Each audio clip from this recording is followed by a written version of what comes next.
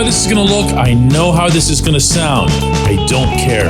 I have to share what it is that I'm thinking for this show to be genuine at all and worthwhile to anyone. Good morning to you.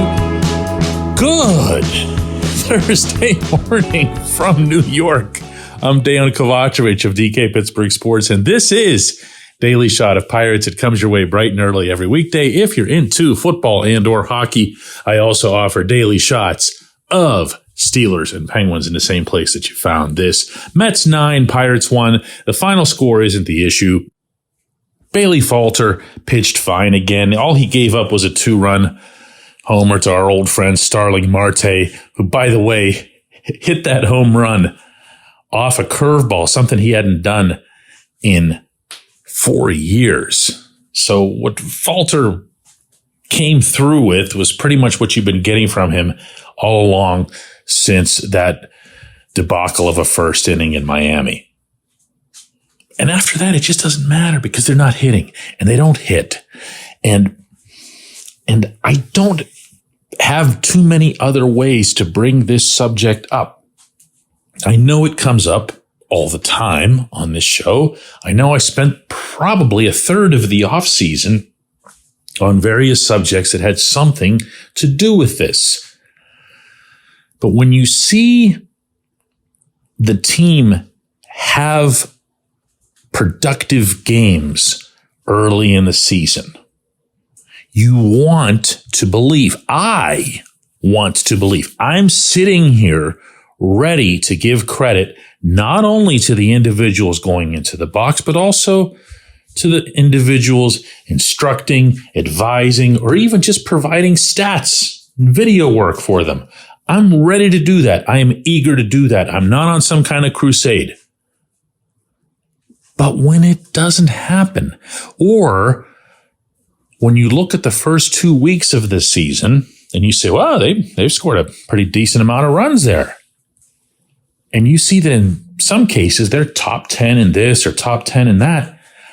I go straight for the underlying metrics, not to look for negatives, but to look for whatever happens to be there.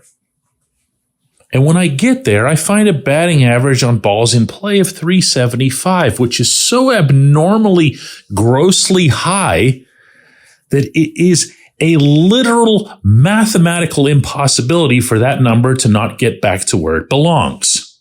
If you don't know what that means, batting average on balls in play, the cutesy acronym for it is BABIP. And it's a luck determiner. It means you put the ball in play somewhere, meaning anywhere other than over the fence, because that's obviously not in play. That's, not playable anymore. It's gone. Ball in play finds grass, finds dirt. You get on base. It doesn't matter if it's fielding assisted, if there's an error attached. It just doesn't matter. You've put the ball in play and you've gotten on. Eliminates all variables, all human judgment. The water's level with that equation is 300. And by that, I don't mean for the Pirates. I don't mean for the teams that are good or bad or whatever. I mean for everybody. If every team in the majors had this statistic weighed out over the course of 10 years, they'd all be right at 300. It's an amazing figure. If you're over 300, you've gotten really lucky. If you're way under 300, you're due for some serious luck. The Pirates were at 375. This was always going to come crashing back down. Always. And it has. The Pirates strike out more often than any team in Major League Baseball. Not over this recent span, over the full season. That was there all along as well. Kind of creeping back there. It was hidden by some other stuff, but it was there. And it's still there. They average, you're not going to believe this, 10.0 strikeouts per game. Again, not just here in New York where they got swept. This is through the entire season, 10.0 strikeouts per game. Their exit velocity, and I know that term can turn some people off, What's that mean? Why do we need that? But just because it's new. Deal with it. We've been talking about how hard they throw pitches forever. This is just how hard they hit those pitches. That's all. It just has a term. Exit velocity. That's all. Any hitter since the dawn of time would tell you that they prefer to hit the ball hard versus hitting it soft. Again, nothing new about this metric. If we had Hannes Wagner as a guest on this show right now, he'd go, oh yeah, man, exit velocity. That sounds good by me. At which point I would ask the Dutchman to sign one of those rookie cards for me. But anyway, I digress. The Pirates' exit velocity is the lowest in the majors. Out of 30 teams, they are 30th. They hit the ball more weakly than any other team anywhere in the majors. And I'm talking about, again, when they put it in play. This doesn't count strikeouts as like 0 or something. Okay, this is just when they actually make contact. They make the worst contact. Not in this series that was played here, in the entire season. It's been there all along. And you know what else has been there all along? All of these various patterns, including the ones where individually you don't see players improve. You don't see players come out of slumps, at least not until they go and ask for advice from somewhere else. And where young players are concerned, you just don't see anything. It doesn't matter if it's a Leover Peguero who comes up and he's sizzling hot in the minors and he'll look really good for a week or two in Pittsburgh and then he's just absolutely nothing. It doesn't matter if it's someone who's more off the radar than Leover, and it doesn't even matter if it's a number 1 overall bleeping pick. They all have the same ledgers. And you want to know why? Yeah, that's why. Because Andy Haynes is still employed as the hitting coach of the Pittsburgh Pirates. When we come back, J1Q. This portion of Daily Shot of Pirates is brought to you by our friends at North Shore Tavern. That's directly across Federal Street from PNC Park. It's home of Steak on a Stone, an eating experience, underscoring the word experience. The steak is brought to you partially cooked on an 800-degree stone, and you do the rest. It's a ton of fun, it's a great meal, and it's a baseball atmosphere like no other in Pittsburgh. North Shore Tavern, right across Federal Street from PNC Park.